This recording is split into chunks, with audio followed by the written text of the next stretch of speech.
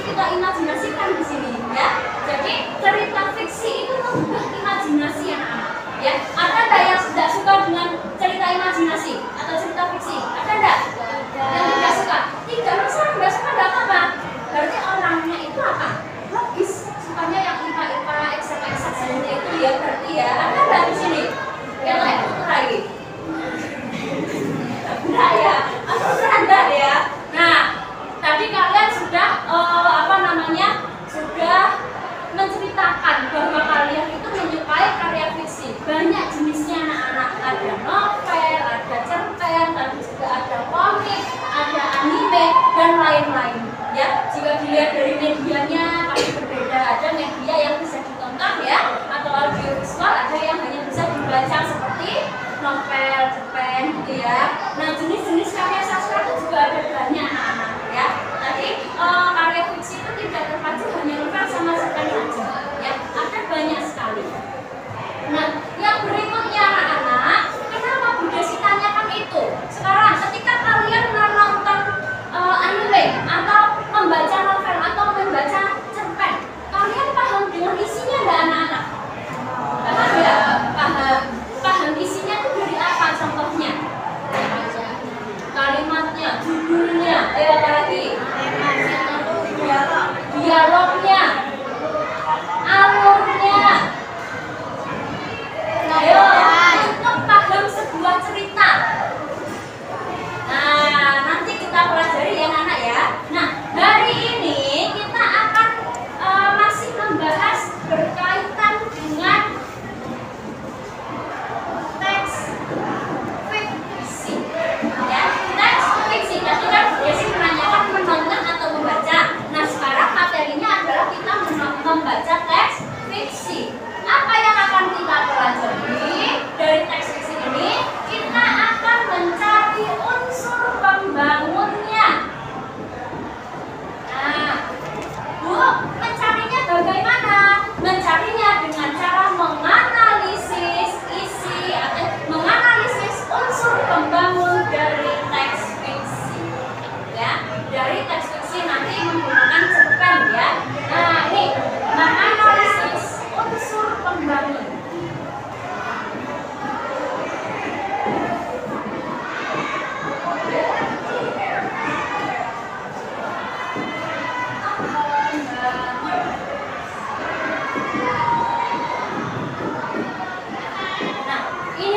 Pembelajaran kita hari ini yaitu menganalisis unsur pembangun teks fiksi. Maka dari itu tadi Bu Desi tanyakan, kalian paham dengan isi dari karya fiksi yang kalian tonton atau yang kalian baca itu berdasarkan apa ya? Inilah yang akan kita ketahui ya, yang akan kita cari nanti ya. Nah, untuk mempelajari ini kita akan belajar secara berkelompok ya. Nah, karena kemarin Bu Desi sudah memetakan ya, berarti yang sebelah sini kelompok 1, kelompok 2, kelompok 3, kelompok 4, kelompok 5, kelompok 6, kelompok 7 dan kelompok 8 ya.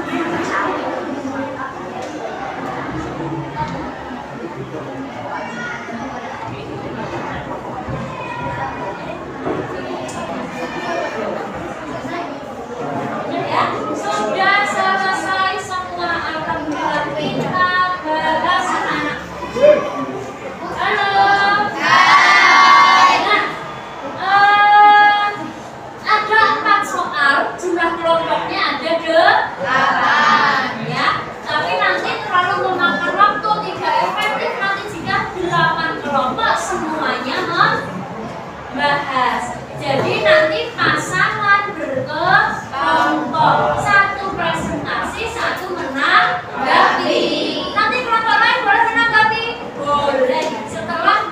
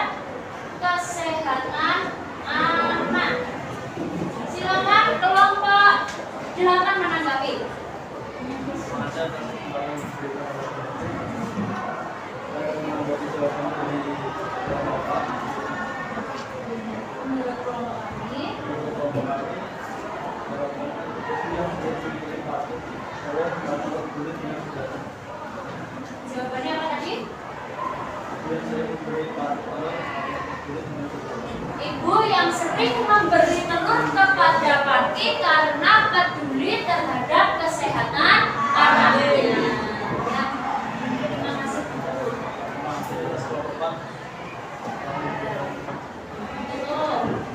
Sekian, terima kasih atas kesempatan yang diberikan. Wassalamualaikum warahmatullahi wabarakatuh. Waalaikumsalam warahmatullahi wabarakatuh. Ya, sekarang sebelum Bu Desi menunjukkan jawabannya, ada kelompok lain yang memiliki jawaban berbeda. Kelompok 1, silakan. Kepedulian ibu terhadap anaknya masih sama ya. Tadi antara jawaban kelompok 4, halo. Nah, jawaban dari kelompok 4, kelompok 8 dan kelompok 1 intinya sama, yaitu kepedulian ibu terhadap kesehatan anaknya. Ada lagi yang berbeda? Oh, ada kelompok 5, silakan kelompok 5.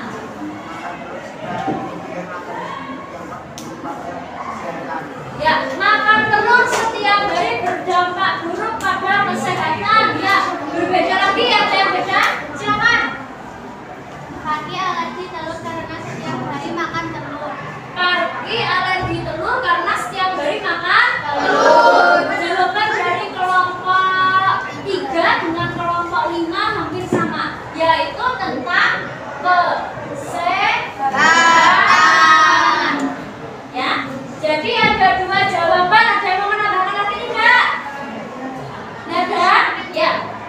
Jawaban dari tema dari teks Parki dan alergi telur yang menuliskan kepedulian ibunya terhadap kesehatan anaknya itu benar. Lalu berkaitan dengan kesehatan, apabila memakan telur setiap hari akan